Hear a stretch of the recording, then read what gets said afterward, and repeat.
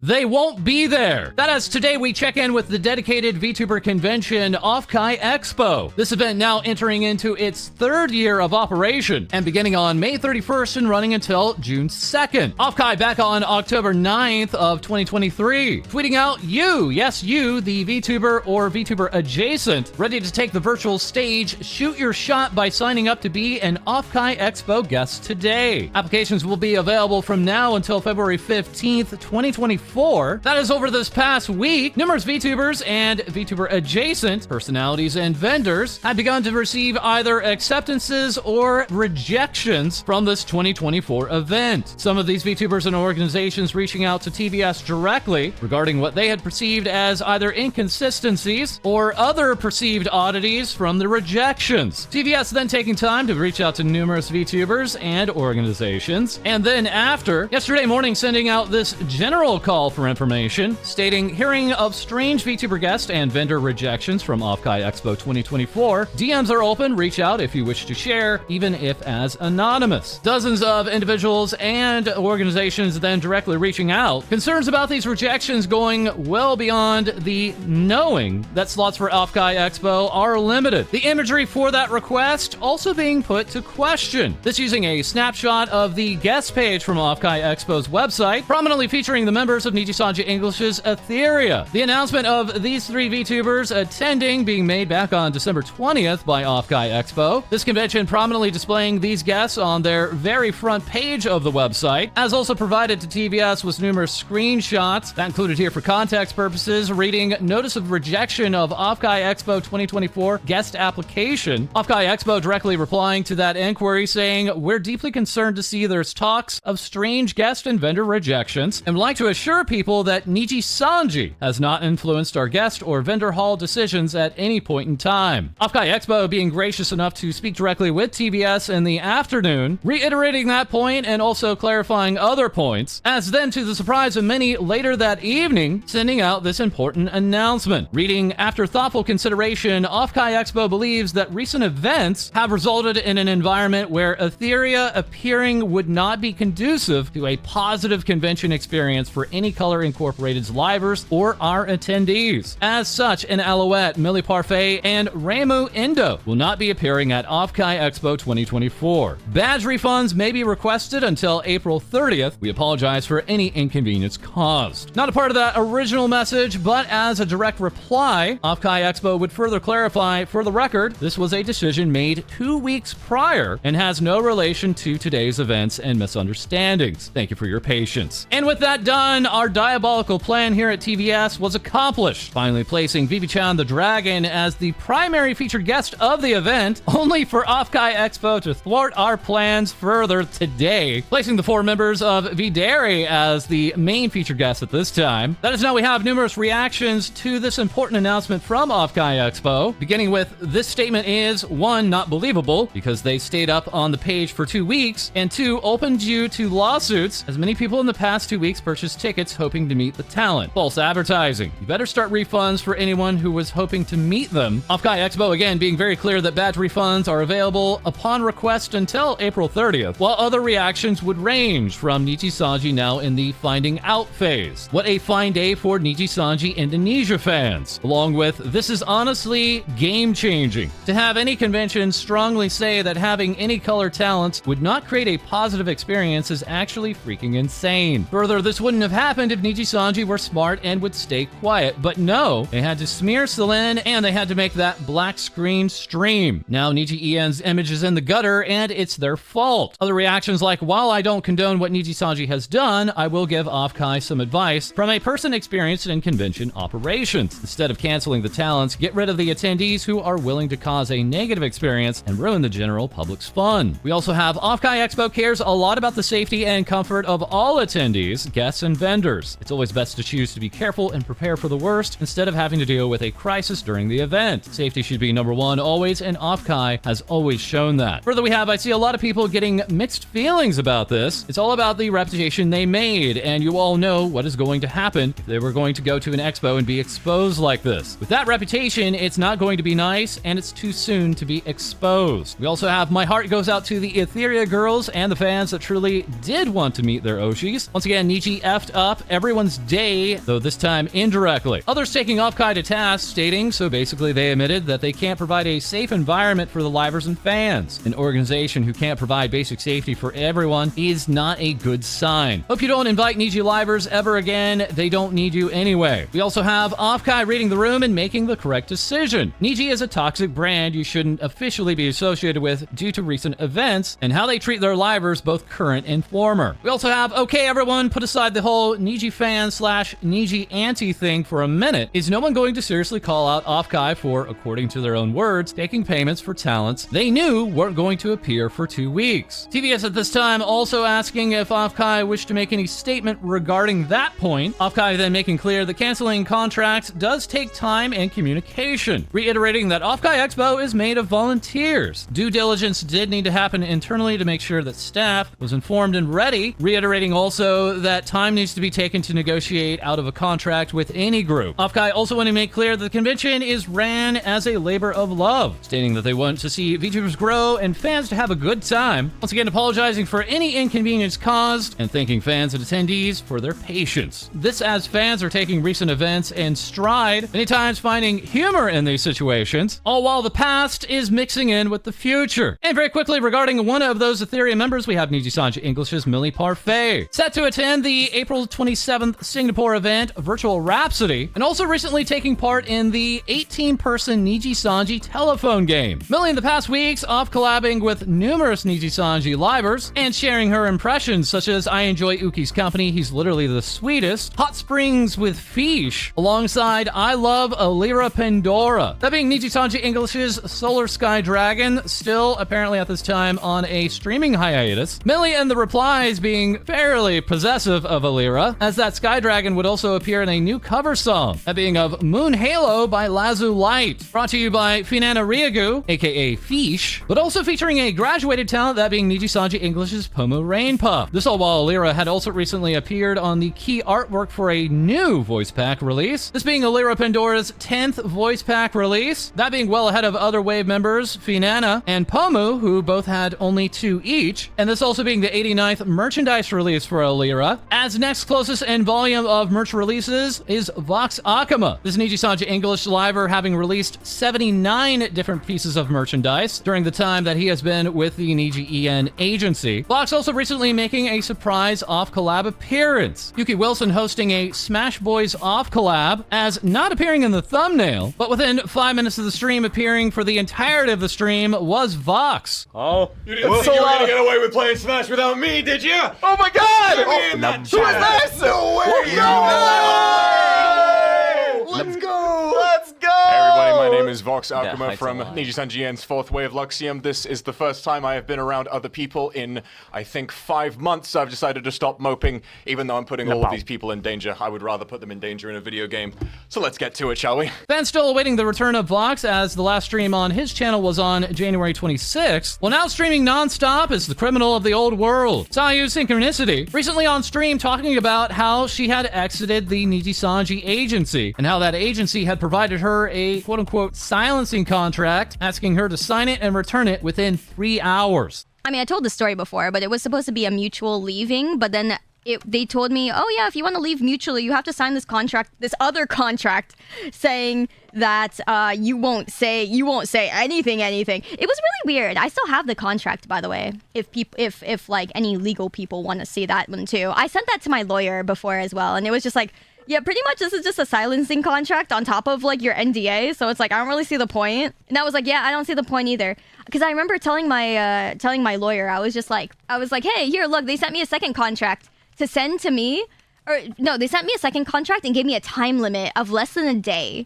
to sign it. And if I didn't, then they would say, oh, you're terminated, and we're not saying it's on mutual terms. That's what they said, and I have screenshots of that too.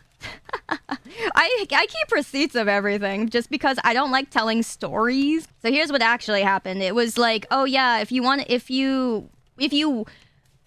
us to say like we're leaving on mutual terms, you have to sign this other contract by like this time, like it was in like 5 hours or something. And I was like, no, it was 3 hours. It was like 3 hours. Whatever, it's the screenshot. The screenshot has it. And then it was like, I read the contract and I was like, well, it's really short. But then I sent it to my lawyer and I was just like, oh, they want me to sign this. And he was like, nah, there's no point in you signing this. I don't think it's worth it for you to sign it. Sorry, it was me sending it to my friends, asking them if I should sign it, what they thought.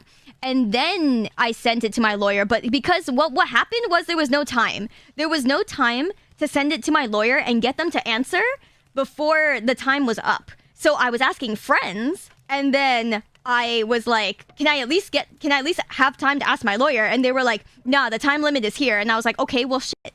And then so I eventually went to the lawyer, and I eventually got to tell him after the time limit, after I asked them for an extension. I was like, please, can I have an extension to look at it a little bit longer? And then they were like, no. And then when I asked for the 3-hour extension and the time had reached the time, I was like, well, fuck, I'm doomed anyway. They're going to release the announcement and it's just going to say, like, we didn't mutually leave. And then they said, then when I reached the limit, the time, they said, okay, you asked for a 3-hour extension, fine, here you go. And I'm like, you're giving it to me now after we reach the time limit and I haven't signed it? Is this how desperate you are to get me to sign it?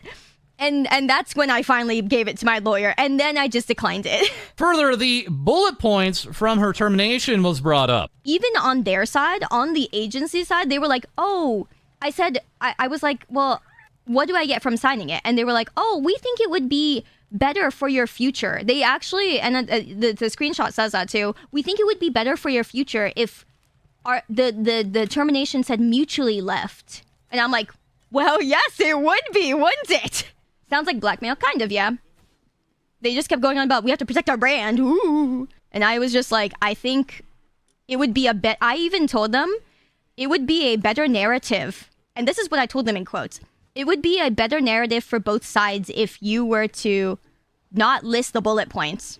And they said, we have to protect our brand. We have to protect our brands. And I was just like, your brand? This is a very bad idea. And lots of other people, legal people, told me that this was a very bad idea too. This VTuber also further talking about how if she had gone to court with the agency, that she fully understood that she could win, but at what cost? I mean, I'll put it this way. I had a bunch of things to write in that document long ago. The document was originally 35 pages long, but it was shortened to what it was because there were a lot of things that were like pointless to put in there. Just other little things, little shade things I could throw, but it was like whatever. They didn't really matter that much, but that's one of them. I basically did my best to break as little NDA as possible. How long is the NDA since they can't be forever? I don't know, but they broke it once they terminated it. More or less. So I was prepared for them to come try to like sue me and then me fighting them and then me winning, hopefully. Or I mean, I could the talk was that I can win in court. It's just I would run out of money before I would win. So yes, I would win, but I wouldn't because I would run out of money. I went to a lawyer. Okay? Why do you think the document came out the way it did? I paid a lawyer to help me write it. I knew I could sue them. I knew I could win. But the difference is, you have to think about who you're fighting. Maybe we should sleep. Do you know what happens when you fight a company or a corporation that has money? You don't like the night. It's not that I can't enforce it. No, that is not it, guys. I can sue them in court. I can win. However, the reason I cannot win is because they will keep paying money to drag it out. You guys do not know this, but people, what happens is when you fight someone with more money, they will drag it out on purpose to make it so that you can't keep affording to hire the lawyer that is defending you to keep defending you. So the reason you will lose is because they keep going and they keep paying money to keep hiring their lawyer until you run out of money and you can't hire yours. That is what happens. So while I knew I could win, but that is why I did not. And that is why I will not. And I cannot. Like, I researched my choices. I researched what I had. I was not stupid and I took time. Part of the reason why I took time to do all this and why it took like 2 months or whatever months is because I went through a lawyer and I already went through all of my choices and stuff I could do. So yes, I could sue, I could win. I would win, is what I was told by my lawyer. And they would represent me in court, is what my lawyer said. But would I win? No. Because they would draw it out. So one other thing that I know is that they cannot enforce a lot of the laws, quote unquote, that they put in the Japanese NDA under their company if you live out of state. Well, out of Japan. They also said that your NDA is null and void in California. Yes, it is possible that it is null and void in California because it doesn't follow California laws either. So it doesn't follow California laws, and they can't enforce the Japanese laws on you because I am not of the country of Japan. So one, they cannot enforce it anyways, but two, California also doesn't enforce that because, it doesn't fight either way. So yes, I do know all these things. It's just a lot of other people don't because they didn't have to go into this whole legal conundrum. This former NijiEN talent also talking about Dokibird. I respect what Doki and a lot of you guys as the fans are going through now, but I've already been there like a year ago, okay? It's nice and all. It's nice that you guys are all coming up to speed now, but I have already tried, okay? I have already gone through all this, and people are just now learning. So I'm sorry, but you guys are late. And I've already been through all of it. Doki is now learning, probably. She is now, probably going through this. I don't know how old she is. I don't know how far, how much she's dealing with. That's on her side. But I've already gone through all of this. So it's it's nice that we're vindicated and then everything's coming through. But this has already been a year ago. So it's nice, but it's bittersweet, right? Because right now, I'm just having fun and doing all this stuff. And I'm like, cool. So why will it matter now? Maybe. But it still stands the fact that it didn't matter back then. A lot of people didn't care. And a lot of people even bullied me for it. Which is even worse. People don't understand how bad it was. And I don't think people ever will. So it's kind of a thing where yeah, it's nice that it's coming out. But people are a year late. And so that's why I'm I don't know if I'll ever come to the point where I see as much support as was worth all of the suffering that I had. I'm going to be quite honest. And further going on to talk about her previous work experience. That's the other thing that was really funny. I remember people used to be like, oh my God, she's never worked in a real company before.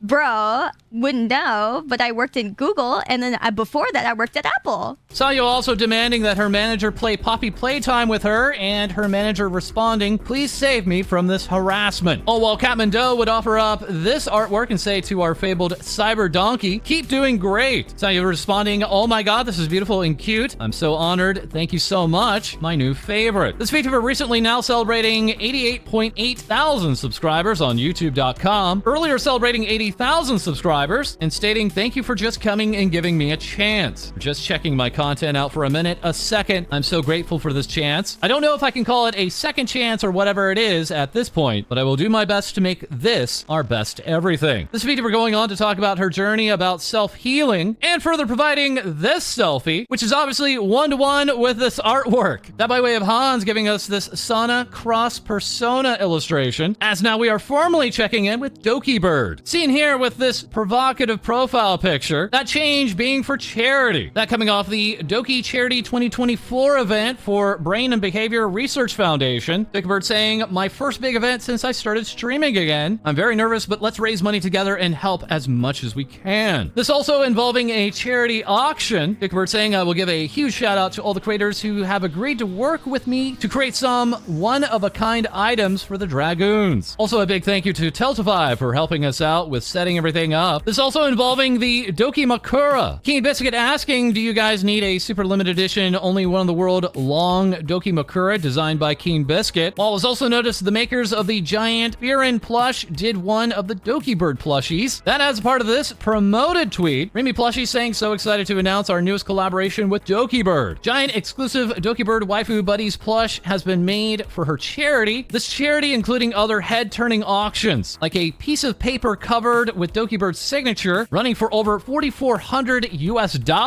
alongside the winner of picking the next official Doki outfit, running for $9,600 US. Also, loads of work-in-progress products were shown, including her upcoming animated intro, which to fans of her time with Niji English had looked very familiar. In addition, potential concepts for an upcoming PC case had made their appearance during this charity, alongside the news that Cilia would be working on the rigging for Dokibird's next model. Saying for real though, I've been a longtime fan, so it's a huge honor to be a part of this project with her. That effort on Tiltify raising over $112,000 and with all efforts combined, raising over $250,000 As Doki afterward would say, that is a wrap. I am so happy to have all of you in my community and to have been able to come together to do something amazing for the world. Mental health is always important. Please remember to look after yourself and everyone around you. Let's keep making more memories together. We are just getting started. Dokibird adding, I am honestly blown away from all of the support we have received for my first big event. A huge thank you to my staff team, Mr. Man and Little Man, for helping me organize this. We also could not have done this without the creators from around the world who have given their talent to create these items for the auction. And finally, a thank you to the Dragoons for donating, watching, and spreading the word. Doki further adding, here are some of the stretch goals that we've unlocked for future upcoming streams. Lots of stuff to plan for the next couple of weeks. Doki also taking this picture and saying, Doki Amber Doge, you have a blanket. Why are you using the puppy pad? We have income now, please. One user seeing those slippers and then beginning to salivate. Doki clarifying,